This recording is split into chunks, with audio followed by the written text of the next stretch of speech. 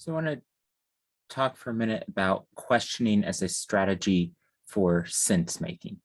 Um, this is perhaps different from how we've seen questioning used in classrooms, whether in science or other subject areas. Um, so as a little bit of an example here, I want to just kind of briefly teach you some content to illustrate what I mean. So I have three photos here. They are all three types of erosion. So things that are different ways erosion can be caused. So the top one is a picture of erosion caused by a flood. The middle is erosion caused by a glacier. And the bottom is erosion caused by animals. So in a dog park area, animals have trampled this. Okay, so we have flood, glacier, and animals. And if you'll play along here, right? So if we click now, this first photo, what type or what caused that erosion? Okay, how about the middle one? How about the right one? Benefit of the doubt, I'll assume that you got them all correct. I even switched the order around and they were going sideways instead of up and down, and you still got them correct. However, right, so you got the right answer, but I'm going to suspect that you don't really understand from this brief activity how different types of erosion really work, right? And to illustrate that point, we'll say, well, what caused this? Right? And if you're going, well, I don't really have any idea, right? There's water, I don't know, right? So what you were doing on these photos is just connecting a term to a photo, but you just knew that those two things went together. You didn't necessarily have a true understanding of what those concepts mean, like how they play out in the actual world. Just so you don't have to wonder for forever.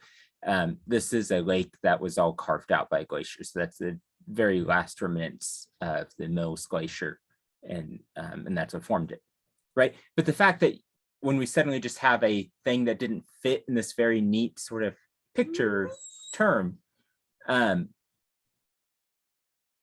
really hints that like we didn't really have an understanding. And maybe you have a background already so that you already understood this. But it illustrates the point of that, like a lot of times with questioning, we do things like this. We're like, well, what is this? What is this one? What is it? And if a student gives a correct answer, we're like, great, they know the thing, right? But as we saw, it's very easy to be able to give correct answers in some particular examples, but not really understand the concept.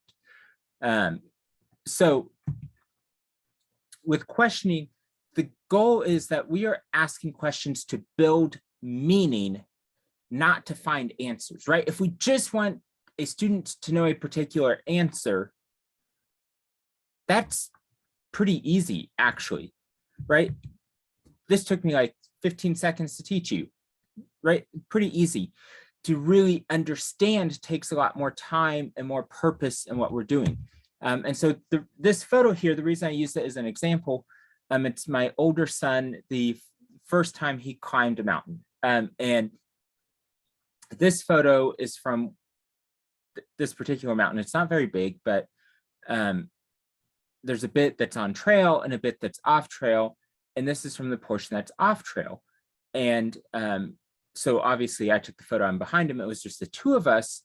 But instead of just being like, go here, go here, go here, go here, I put him in front of me, and each step was, okay, well, where do you think we should go? How do you think? Now, I didn't like let him wander off into the wilderness and lead us completely astray, right? But my goal wasn't just, I want him to know the steps you take to get to the top of this particular mountain, but I wanted to help him start to see a landscape for like, oh, here's how you navigate it in this sort of setting, right? So we're going for building meaning, not just finding answers. So there's some principles I want to discuss in terms of the questions we ask. First of all, we're going quantity over quality. I forget where I first heard it, but it was an improv comic. I think one of the guys from Whose Line, and they discussed an improv that you just offer up as many ideas as possible, and some of them stick, like some of them work, and they work with the other players, and others just flop, right? And it's the same idea with question, right? There is not a perfect question to ask. With experience, you can a lot of times get to what you think might be a better starting question, or one that's more likely to work. But there's not an ideal question, right? There's just ones that are working on that day for those students, where you are, that topic, all of it. And so asking a lot of questions increases the chances that we find that one. Again, with experience, it might take you fewer, but the goal isn't that like, I have this one perfect question. It's finding the one that works for the students that you have in that particular setting.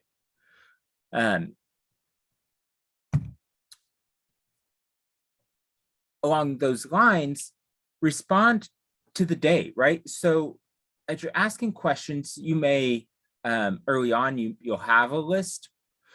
As you get more experience, you may feel more comfortable adapting or, thinking on the fly. But as you have those list of questions, don't be afraid. Like if a question flops, just move on, right? If you ask and you have the blank faces, and you can have the times that you look at students and you can tell that they're in the like, hey, I really want to participate, but I've got nothing. Like I've got nothing responding to that question, right? Move on. Maybe that's restating it. It might be like, you know what, sorry, that question didn't work. Move on. Or if you have your list of questions and you're only part of the way down the list, and you have one that's like, it's working, right? We're getting a great discussion. You have students being like, well, wait, but like, why is that? And I don't know, like when I saw, right, if there's a great discussion, don't be afraid to also just like settle in on that one. You may have had a list, but if you found one that's working, don't feel like you have to keep going down the list, right? Now, if there's other things that you really want to emphasize, then yeah, maybe you do have to move on. But the goal is to find a question that works, that leads to a discussion that's facilitating students like really making sense of a particular topic or phenomenon, not to complete the list. Right? The questions, it might be better to think of them as different tools, right?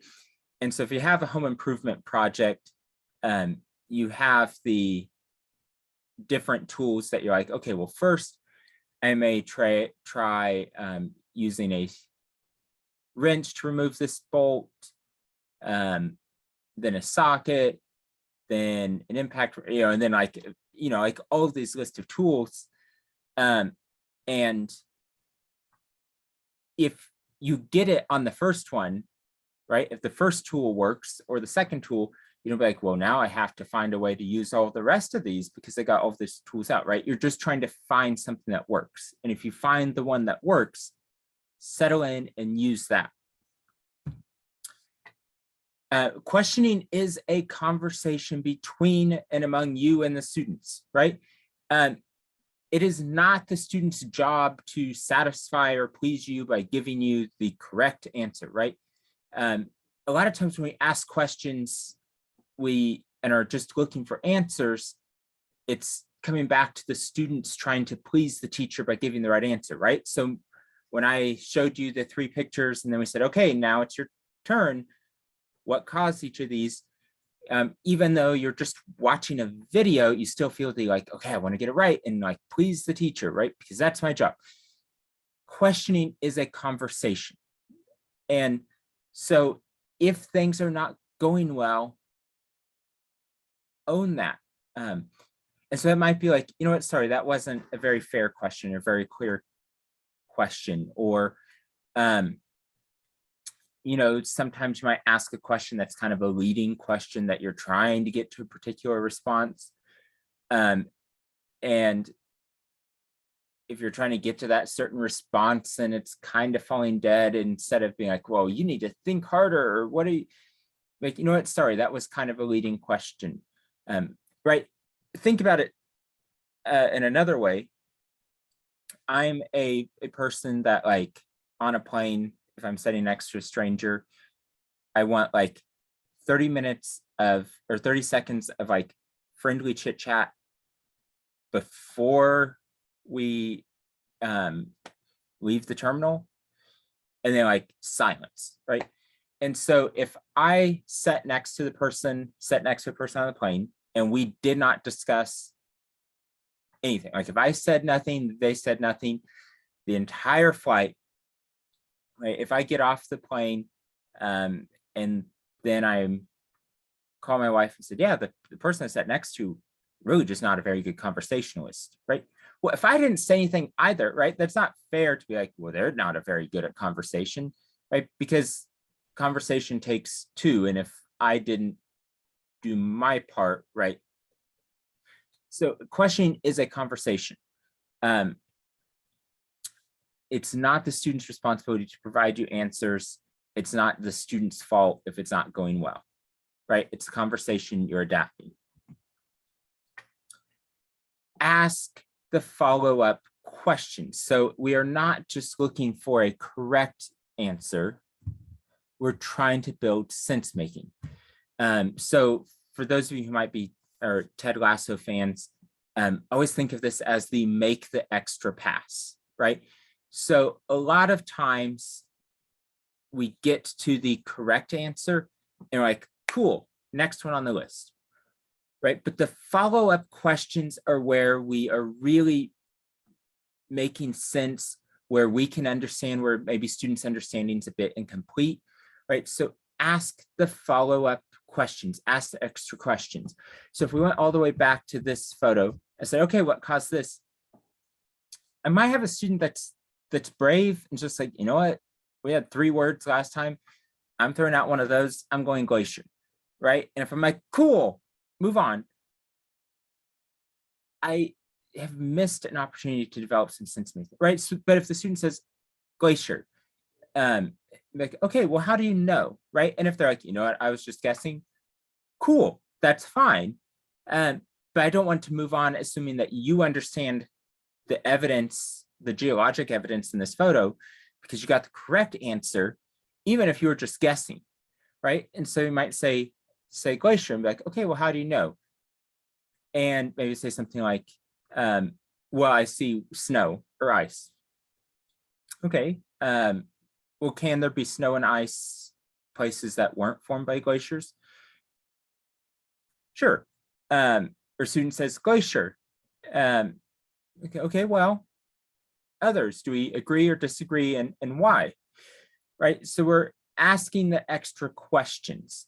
The other thing is that when you ask the extra questions all the time, if that's a habit, students get out of the mindset of, I just want to give you the right answer to move on. Instead, are really trying to think about, all right, I need to understand this, right? Because you have probably had the experience of this as a student of just being like, I'm just going to try to get the right answer and then get out of here. And if you know that there's always going to be more discussion, then you have to take the time to think about it more, or just be more honest about what you do or do not understand. So a lot of times the follow-up questions can be pretty generic of like, okay, how do you know? What makes you think that? What evidence do you see? Do others agree or disagree? Why? It could be restating what they said. So, you know, I think this was made by a glacier because there's snow and ice.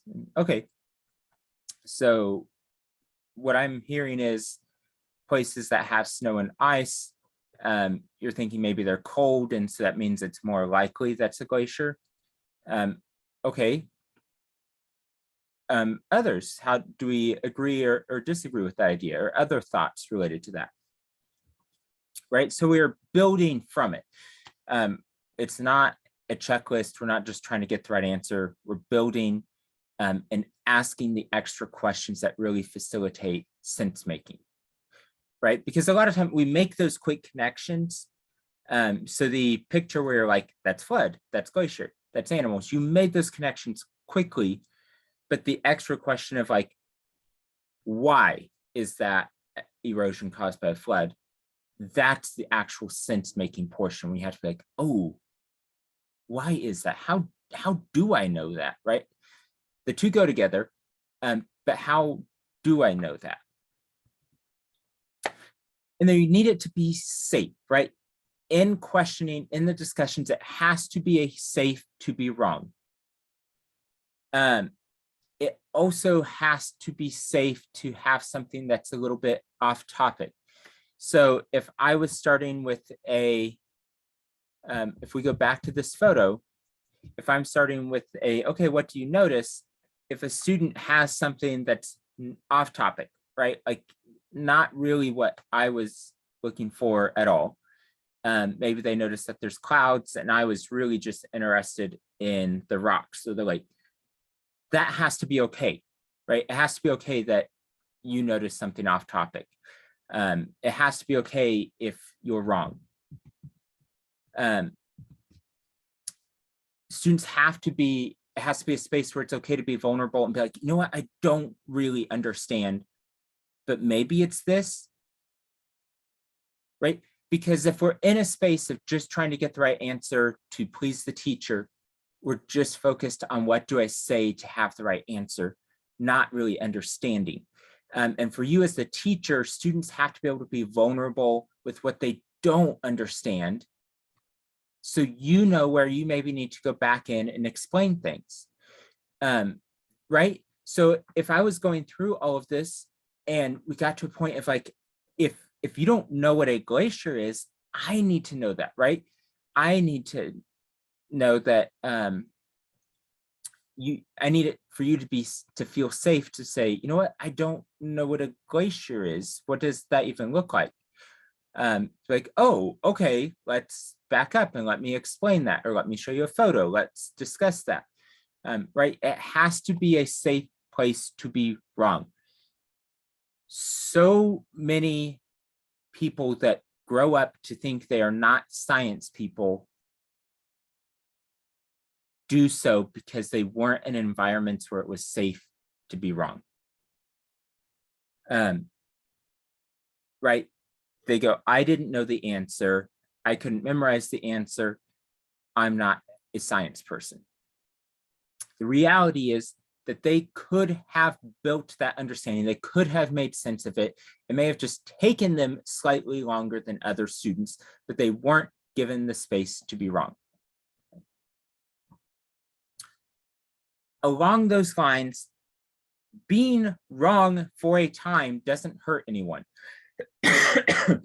So if a student gives an answer that's wrong, right? If it's a misconception, letting them hold those for a while is okay. Instead of when they say, you know, we have this first picture, and you know, we had our picture and you go, what caused it? And they said, well, there's water, it must be a flood. And just be like, no. Right? It doesn't hurt them to think for a while, oh, it's a flood because there's water, right? And actually having a misconception and then correcting that in your own mental model leads to much deeper understanding than just happening to get it right the first time, right? So if you thought you understood something and then realized you were incorrect because you had to update your mental model, you understand it much deeper than if at the very beginning you're like, just no, that's wrong, this is the correct answer. So in that discussion, letting students throw out ideas that are not scientifically accurate and hold those temporarily and discuss them is perfectly fine, right? Even if you were an absolute content expert, there's still a decent chance that you're going to teach things that later turn out to be scientifically inaccurate, right? That's just the nature of science, that models and ideas are updated over time. And yeah, most of the things at the elementary level are going to be pretty consistent, but they do still update, right? So temporarily holding misconceptions does not hurt students, but can facilitate a deeper understanding, right? And finally, your role in questioning is that you're a facilitator. You're not a judge, right? So it's not students throwing out answers and you judging like a game show host of if you're right or wrong, right? You're trying to facilitate a discussion. That discussion is where students build their understanding, right? You can't give students an understanding. That's something they have to develop, right? And for some of them, it will come very quickly, and others it takes time, and both of those are fine, right? But it's something they have to develop. You can't give students an understanding.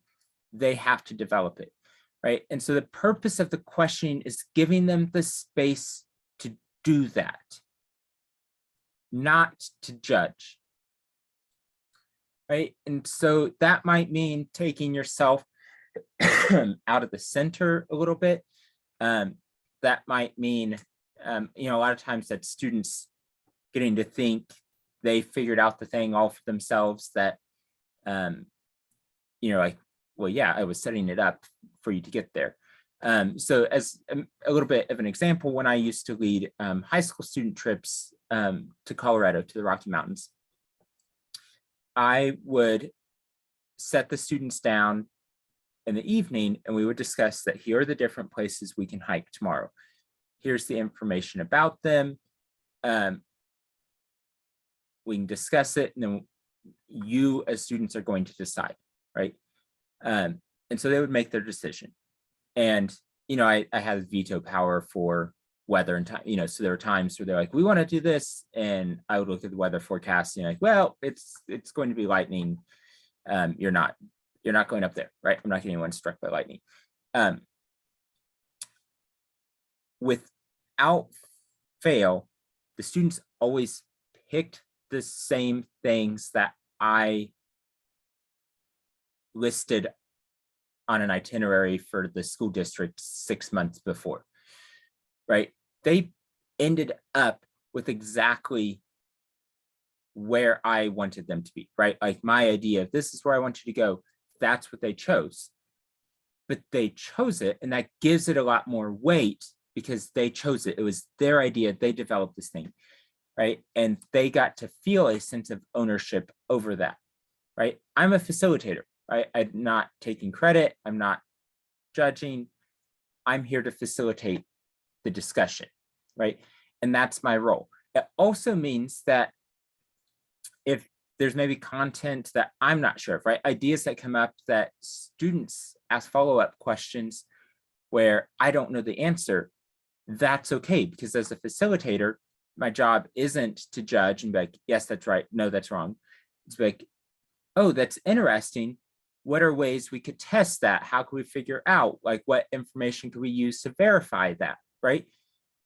And it's okay if I don't know, because I'm facilitating that process, not being the judge of the information, right?